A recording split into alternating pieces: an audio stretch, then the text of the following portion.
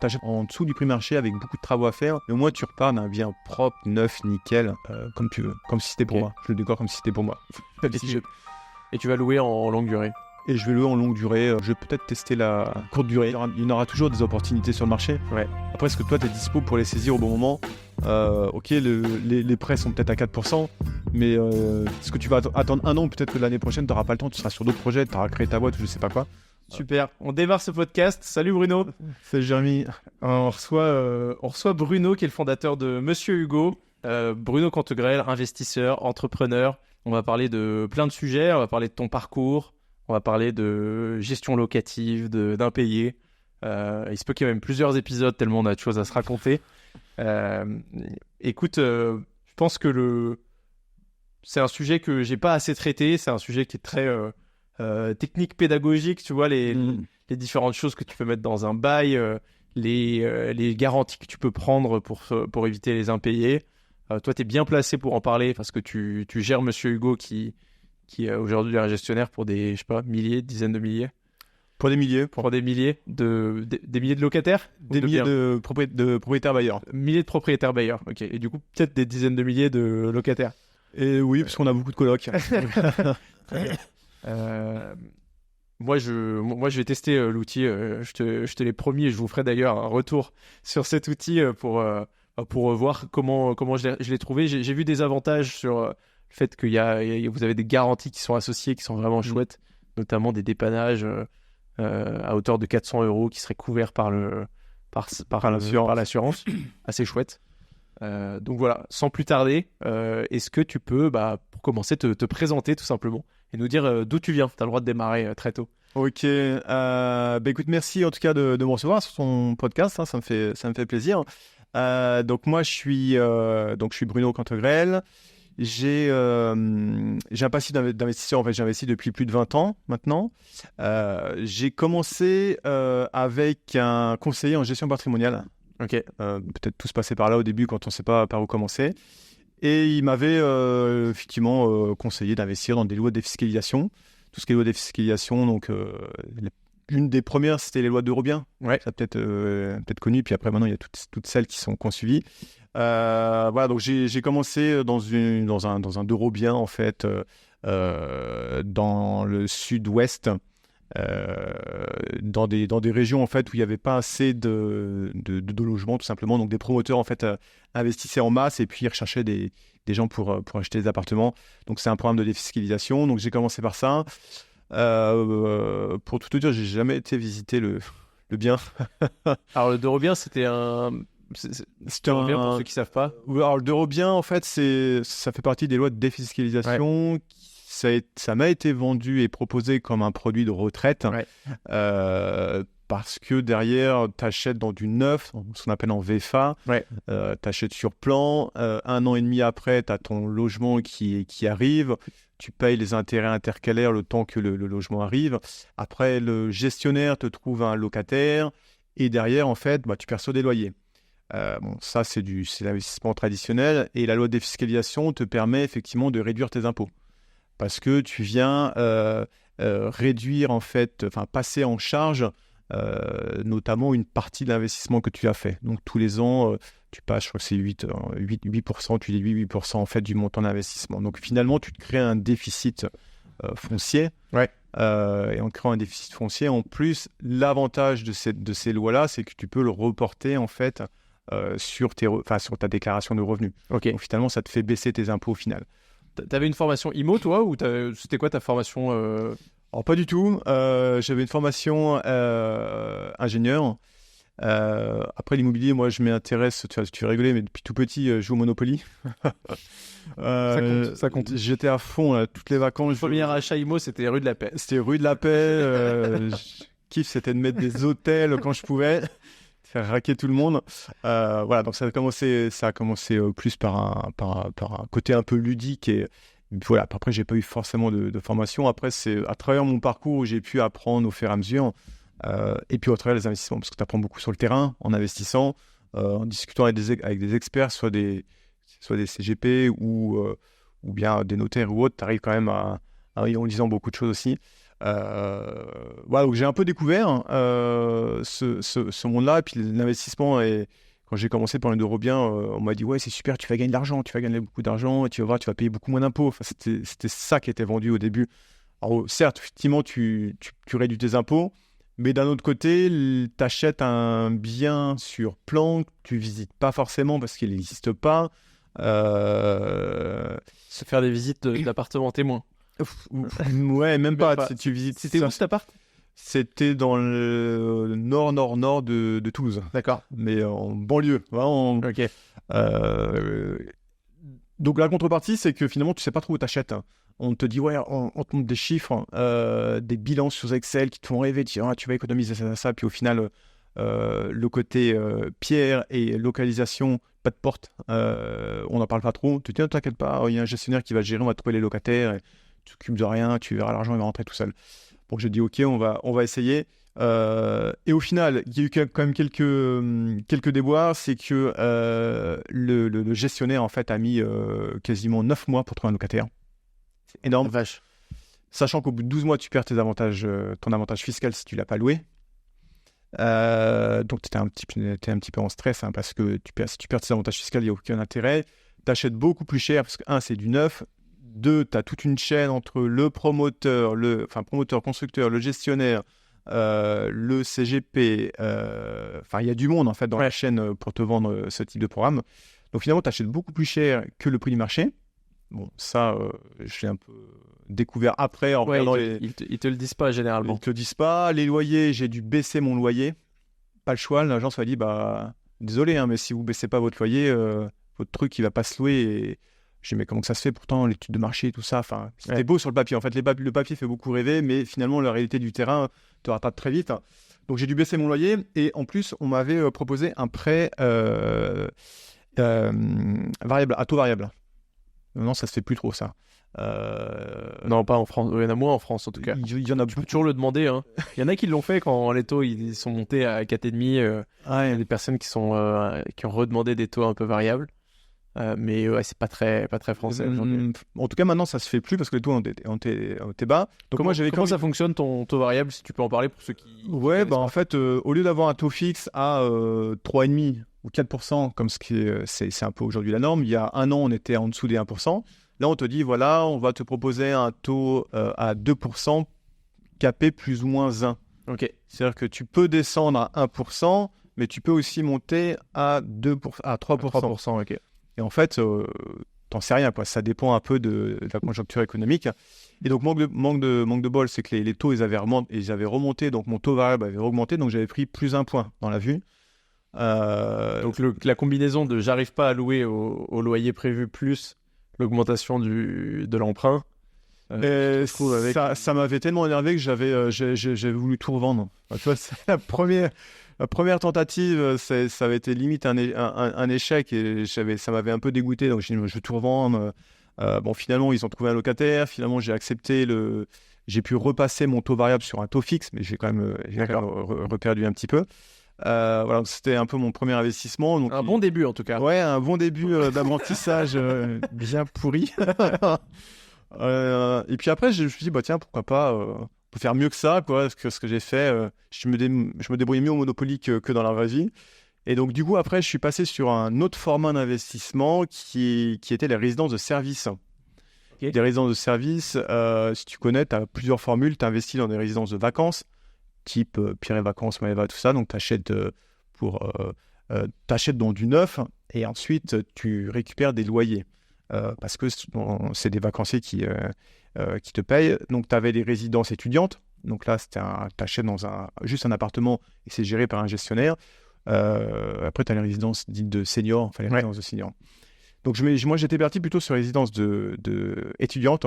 Donc, on appelle ça résidence de service parce que derrière, tu as aussi un gros avantage fiscal, c'est que tu achètes hors taxe. Donc, ça, c'est quand même super intéressant. Ouais. Et puis, derrière aussi, tu as un mécanisme qui te permet d'amortir ton bien. Okay. Alors là, j'ai pas la fin de l'histoire, mais moi, souvent à mes potes, je leur dis évite les Pinel, évite les résidences-services. Oui, c'est pas un mauvais conseil. Mais quand tu connais pas, tu te lances. C'est ça, c'est du produit C'est du produit sur étagère. Voilà, exactement, produit sur ça. étagère, tu as des beaux chiffres, ça te fait rêver. En plus, moi, là, on était sur des plus petits budgets. Ok. En termes d'investissement, là, c'était sur Lyon en résidence étudiante. Tu te souviens des chiffres un peu de ce qu'on proposait Oui, là, on était sur du 80 000 TTC. D'accord. Donc, en hors taxe, on doit être peut-être dans les 60. Ok. Oui, c'est vraiment ça. pas beaucoup. Voilà, donc pour le... Et des rentas alors, le départ et les rentas, on n'en a pas parlé. Les rentas, elles sont plus que médiocres parce que tu as un gestionnaire derrière. Ouais. Tout simplement, que ce soit en tout cas pour la résidence de service, on paye un gestionnaire et c'est un bail commercial. Donc il y a un bail commercial sur une durée de 11 ans et pendant 11 ans, en fait, c'est fixe, tu touches ton loyer et c'est le gestionnaire qui s'occupe de tout, y compris la vacance locative. Donc si tu n'as pas par exemple l'été, au mois de juillet, il n'y a pas d'étudiants, peu importe, tu récupères quand même tes loyers. Donc on tourne à 3%, 3,5%. C'est mieux que le livret A. Ouais. Avec du recul, qu'est-ce que tu te dis sur ces 2 premiers investissements ? Je me dis que je la ferai pas. Ouais. Après, c'est bien parce que ça te permet de commencer avec des petits budgets. Ouais. De commencer de façon très sécurisée parce que tu as un bail commercial, tu es sûr pendant 11 ans que tu vas toucher tes loyers, peu importe ce qui se passe, c'est contractuel. La contrepartie, c'est que tu t'occupes de rien. C'est comme si tu achetais des actions en bourse. Hein. C'est presque pareil, avec un peu plus de sécurité.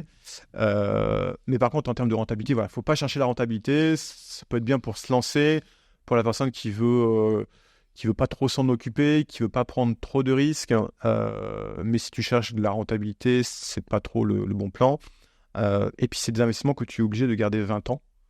Parce que comme tu ne payes pas la TVA, si tu revends avant les 20 ans, tu es obligé de rembourser la TVA. Ok. Donc, c'est aussi plutôt des produits de retraite, en fait, pour générer des revenus quand tu seras à la retraite. Donc, maintenant, je ne la ferai pas, mais je suis content de les avoir testés. Parce que, voilà, je peux en parler maintenant. Sur ces produits-là, en effet, le plus souvent, quand il y a beaucoup d'intermédiaires, etc., la rentabilité, elle est vraiment impactée. Il n'empêche qu'il peut y avoir quand même des bons investissements sur étagère, comme ça arrive. Vous connaissez la bonne personne qui vous propose un programme où vous croyez fort en cette ville-là, par exemple, et le programme se passe dans cette ville-là. Ce que je peux conseiller, c'est en effet penser à bien calculer votre renta net sur ces investissements. Si on vous vend 4-5%, assurez-vous que ça soit du net, pas du brut, etc. Le deuxième point, c'est penser à la revente. Ouais. Il faut vous assurer que vous soyez pas en train d'acheter un truc à 20 ou 30% au-dessus du prix du marché et qu'après, dans 10 ans, il faut que vous ayez pris 20 ou 30% pour vous y retrouver. Donc là, c'est les mêmes règles que d'habitude. Est-ce que la ville est dynamique ? Est-ce qu'il y a une démographie qui augmente ? Est-ce qu'il y a de l'activité économique autour pour s'éviter de la vacance locative ? Si vous cochez ces cases-là et que vous dites, bon, voilà, en effet, j'ai pas envie de m'en occuper, j'ai un produit qui propose 4-5%, je sais pas, de rentabilité.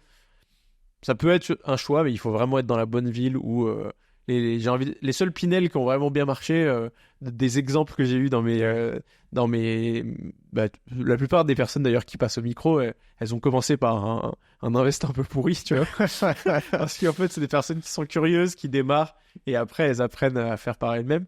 Et oui, c'est ceux qui ont certes acheté plus cher et avec plein d'intermédiaires, mais qui se sont retrouvés à acheter à Montreuil. Et ça a doublé en 5 ans et là en fait tu peux même pas faire un mauvais investissement dans ces villes là tellement c'est monté. Donc voilà, en effet moi c'est pas ce que je recommande le plus, surtout maintenant qu'il y a des sociétés d'investissement clé en main qui peuvent vraiment aller te permettre de chercher 5 à 10% sur un appart qui t'appartient vraiment, mais t'auras pas des tickets à 60 000 euros comme tu viens de faire, quoi. Mais il y a 10 ans, il n'y avait pas toutes ces sociétés d'investissement et de crowdfunding, donc tu te débrouilles, tu investissais seul. En fait. C'est ça. Et la grosse différence, c'est que maintenant, tu peux investir à plusieurs. Donc ça, c'est vraiment quelque chose qui est assez marquant. Et voilà, quand je me suis lancé, il n'y avait pas tous ces types de programmes de crowdfunding, donc tu investissais tout seul avec une banque.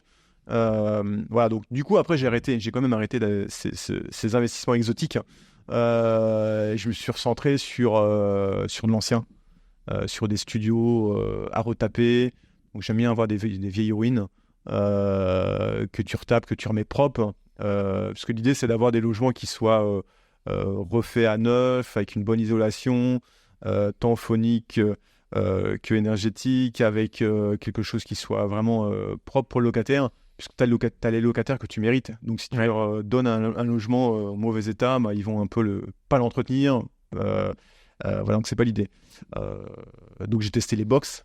les box à Paris, ça cartonne. Ouais, toujours d'ailleurs. Hein. Ça, box, cave, que ce soit les caves aussi pour mettre ses affaires. Ouais, du stockage. Du stockage, en fait. Ça marche bien. J'étais étonné, en fait. Mais les gens, ils ont tellement d'affaires. On ne se sépare pas de ces affaires, en fait. On les garde. Et puis là, dernièrement, j'ai essayé les ventes en enchères. Ok. Ouais, sur le stockage, il y en a qui en font une maladie, en effet. Oui, c'est... Ouais, je loue un de mes box à une mamie. Franchement, quand j'ai vu ce qu'elle avait mis dedans, je me suis dit, mais pourquoi elle paye 100 € par mois? Parce que c'est pas à Paris. Hein. D'ailleurs, les box, ça marche pas qu'à Paris. Non, il y en a dans des petites villes, vous pouvez louer des box.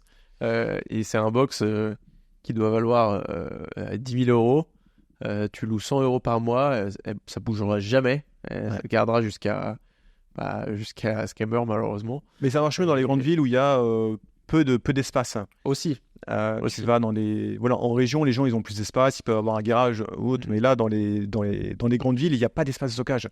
Les caves, elles sont généralement humides. Les gens, des fois, ils n'ont pas de cave. Quand tu es en location, tu n'as pas la cave. Quand tu loues, généralement, tu n'as jamais de cave. Donc les gens qui déménagent, ils ont besoin de stocker leur affaire s'ils prennent quelque chose de plus petit ou qu'il n'y a pas la place dans un nouvel appartement. Et moi, j'ai reçu je pensais pas avoir autant de demandes pour... Donc du coup, quand je peux, j'essaye de remettre aussi à propre les caves, de les étanchéifier, qu'elles soient propres, en mettre une petite dalle en béton. Et puis ça se loue. Et puis t'as pas d'emmerde. Par contre, est-ce que le truc, t'es zéro emmerde parce que le locataire, t'en entends jamais parler. C'est clair, à part pour le bip du garage de temps en temps. Ouais, c'est vrai. C'est hyper rare en effet. C'est quoi les chiffres un peu sur un... Je sais pas si tu as une de tes OP de box dont tu peux parler. Sur une cave, une cave, ça fait 6 mètres carrés, quelque chose comme ça. Tu peux louer ça à 80-90 € par mois, quoi. Ce qui est bien pour quelque chose, tu t'en occupes pas. Finalement, comme tu disais, la personne, elle te fait un virement automatique tous les mois et puis elle t'en entend jamais parler. Parce qu'elle vient jamais dans le logement. Donc, dans la cave, c'est du pur stockage, quoi. Après, les places de parking aussi, maintenant, c'est devenu compliqué pour se garer. Parce que les stationnements est payant un peu partout. Parce que. Augmenter pour les plus grosses voitures.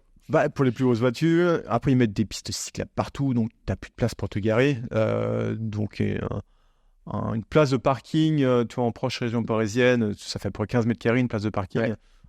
Tu peux louer ça facile, c'est entre 100 et 120 € par mois. Là aussi, tu n'as pas d'emmerde. Parce que tu n'as rien à faire, quoi. Tu n'as pas d'emmerde avec le locataire, il ne t'appelle pas parce qu'il n'y a pas de... Ça fuit, pas de fuite. Il n'y a jamais de fuite, quoi. On parlera d'en payer plus tard, mais c'est vrai que c'est le genre de bien où tu peux beaucoup plus facilement, je crois, te permettre... J'ai pas les détails, hein, mais il me semble que tu peux...